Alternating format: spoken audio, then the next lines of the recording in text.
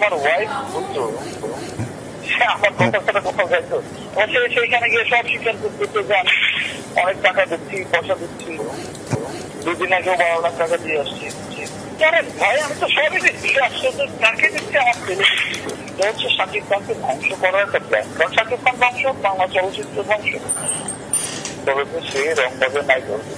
আরে ভাই তোমার চেহারা গঠন দেখছো এখন, তুমি তোমার যে ওয়েট আছে মাঝখানে সে হলো যে আমার ছেলেটাকে আমার দুঃখ লাগছে। আমার অনেক আমার ছেলেটাকে আমি এভাবে দেখতে চাই না, কারণ অপুর সাথে তো আমার কিছু নাই।